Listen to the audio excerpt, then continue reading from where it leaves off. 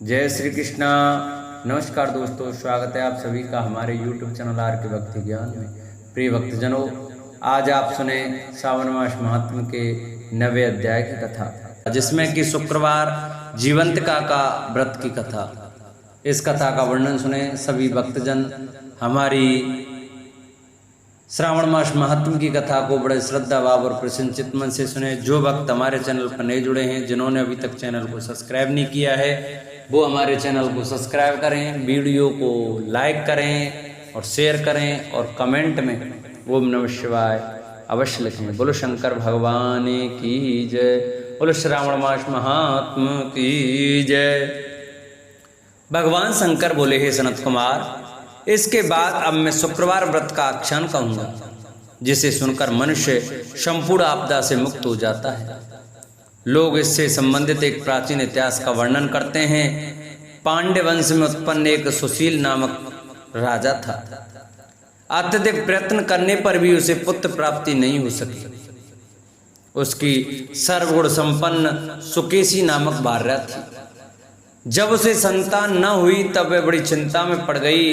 तब स्त्री स्वभाव के कारण अति साहस युक्त मन वाली उसने मासिक धर्म के समय प्रत्येक महीने में वस्त्र के टुकड़ों को अपने उदर पर बांधकर उदर को बड़ा बना लिया और अपनी प्रसूति का अनुकरण करने वाली किसी अन्य गर्भिणी स्त्री को ढूंढने लगी। भाभी देवयोग से उसके पुरोहित की पत्नी गर्भिणी थी। तब कपट करने वाली राजा की पत्नी ने किसी प्रसव कराने वाली को इस कार्य में लगा दिया और उसे एकांत में बहुत धन देकर वह रानी चली गई।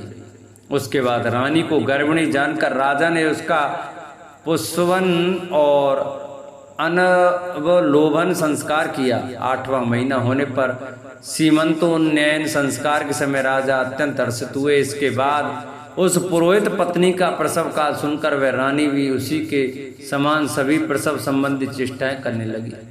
पुरोहित की पत्नी चूंकि पहली बार गर्भवती थी, अतः प्रसूति कार्य के प्रति वह अनभिज्ञ थी और केवल प्रसव कराने वाली दाई के ही कहने में स्थित थी।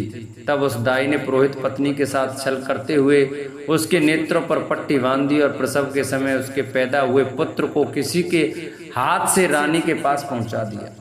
इसके बाद इस बात को कोई भी नहीं जान सका। उसके बाद रानी ने उस पुत्र को लेकर यह घोषित कर दिया कि मुझे पुत्र रत्न की प्राप्ति हुई है। इन सब के बाद दाई ने पुरोहित की पत्नी की आंखों की पट्टी खोल दी। दाई अपने साथ मांस का एक पिंड ले आई थी और वह उसे दिखा दिया। फिर उसके सामने आश्चर्य तथा दुख प्रकट करने लगी कि यह कैसा अनिष्ट हो गया और कहने लगी कि अपने पुरोहित पति से इसकी शांति जरूर करवा लेना। कहने लगी कि संतान नहीं हुई कोई बात नहीं, पर तुम जीवित हो यह अच्छी बात है। इस पर पुरोहित पत्नी को अपने प्रसव के स्पर्श चिंतन से बहुत संदेह हुआ। भगवान शंकर बोले, राजा ने पुत्र जन्म का समाचार सुन जातकर्म संस्कार कराया और ब्राह्मणों को हाथी घोड़े तथा रथ आदि प्रदान किए। राजा ने कारागार में पड़े सभी कैदियों को प्रसन्नता पूर्वक मुक्त करा दिया। उसके बाद राजा ने सूतक के अंत में नामकर्म तथा अन्य सभी संस्कार किए। उन्होंने पुत्र का नाम प्रियव्रत रखा। हे सनत कुमार, श्रावण मास के आने पर पुरोहित की पत्नी ने शुक्रवार के दिन भक्तिपूर्वक देवी जीवंतिका का पूजन किया।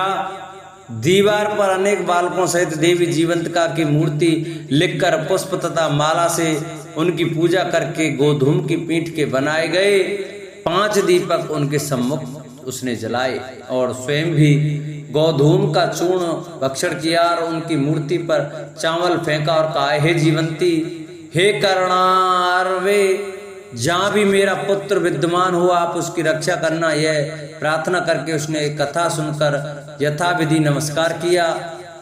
तब जीवंतिका की कृपा से वह बालक दीर्घायु हो गया और वे देवी उसकी माता की श्रद्धा भक्ति के कारण दिन रात उस बालक की रक्षा करने लगी। इस प्रकार कुछ समय बीतने पर राजा की मृत्यु हो गई। तब पितृभक्त उनके पुत्र ने उनकी पारलौकिक क्रिया संपन्न की। इसके बाद मंत्रियों तथा पुरोहितों ने प्रियव्रत को राज्य पर अभिषिक्त किया। तब कुछ वर्षों तक प्रजा का पालन करके तथा राज्य भोग कर वह पितरों के ऋण से मुक्ति के लिए गया जाने की तैयारी करने लगा।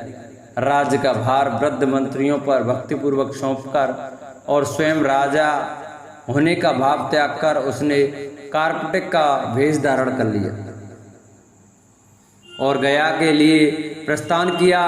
मार्ग में किसी नगर में किसी गृहस्थ के घर में उन्होंने निवास किया। उस समय उस गृहस्थ की पत्नी को प्रसव हुआ था। इसके पहले षष्ठी देवी ने उसके 5 पुत्रों को उत्पन्न होने के 5वें दिन मार दिया था। यह राजा भी उस समय 5वें दिन ही वहां गया हुआ था। रात में राजा के सो जाने पर उस बच्चे को ले जाने के लिए षष्ठी देवी आई। जीवंत का देवी ने उस षष्ठी देवी को यह कहकर रोक दिया कि राजा को लांघकर मत जाओ। तब जीवंत का के रोकने पर वह षष्ठी जैसे आई थी वह वैसे ही चली गई। इस प्रकार वह गृहस्वामी ने उस बालक को 5वें दिन जीवित रूप में प्राप्त किया। ये लोग इतने प्रभाव वाले हैं कि यह देखकर उस गृहस्थ ने राजा से प्रार्थना की कि हे राजन, आपका निवास आज के दिन मेरे ही घर में हो। हे प्रभु, आपकी कृपा से मेरा यह छठा पुत्र जीवित रह गया। उसके इस प्रकार प्रार्थना करने पर करुणानिधि उस राजा ने कहा कि मुझे तो गया जाना है। तब राजा गया के लिए प्रस्थान कर गए।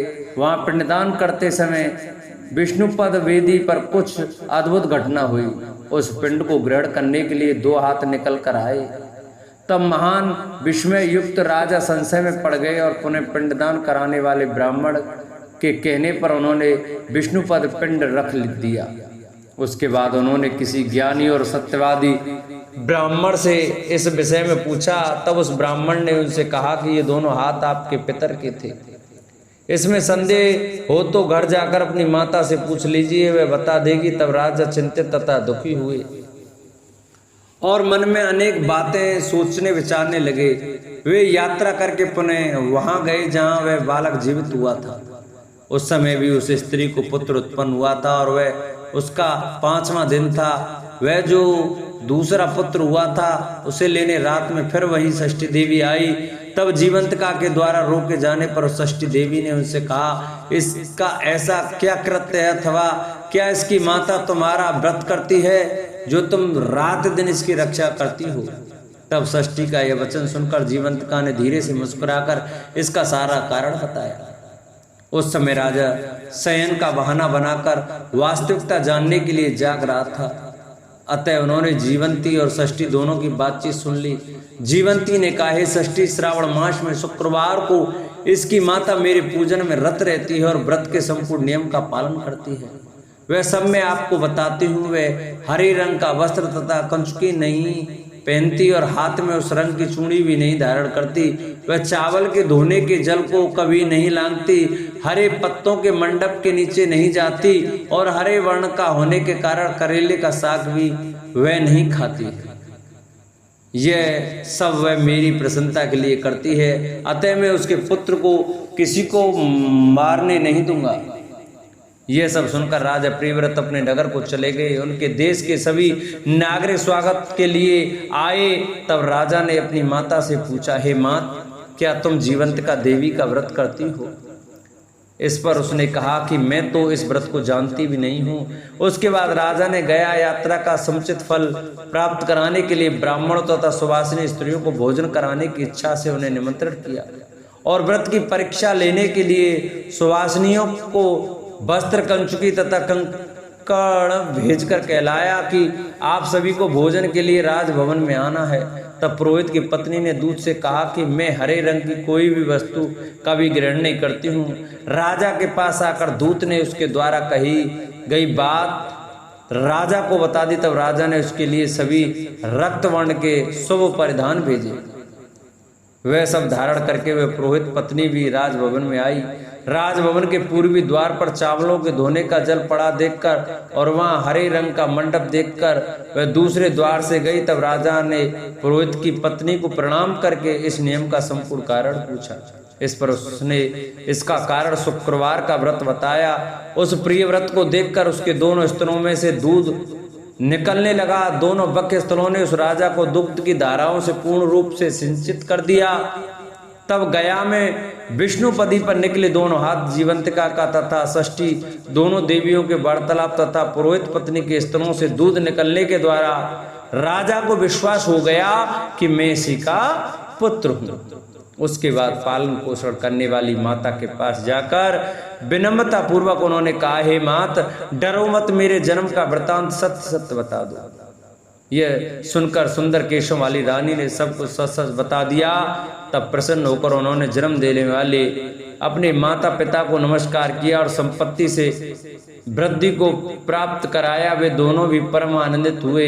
एक दिन राजा प्रियव्रत ने रात में देवी जीवंतिका से प्रार्थना की, हे जीवंती, मेरे पिता तो ये हैं, तो फिर गया में वे दोनों हाथ कैसे निकल आए थे? तब देवी ने स्वप्न में आकर संशय का नाश करने वाला वाक्य कहा, हे प्रियव्रत, मैंने तुम्हें विश्वास दिलाने के लिए माया की थी, इसमें संदेह नहीं है।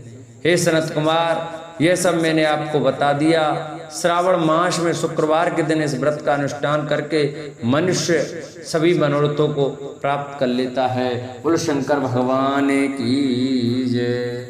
प्रिय भक्तजनों, 9वें अध्याय की कथा समाप्त हुई। कल हम आपको 10वें अध्याय की कथा सुनाएंगे। सभी भक्तजन हमारी श्रावण मास महात्म की कथा को प्रतिदिन बड़े श्रद्धा भाव और प्रसन्नचित मन से सुने। जो भक्त हमारे चैनल पर नए जुड़े हैं, जिन्होंने अभी तक चैनल को सब्सक्राइब नहीं किया है, वो हमारे चैनल को सब्सक्राइब करें, वीडियो को लाइक और शेयर करें और कमेंट में ओम नमः शिवाय अवश्य लिखें।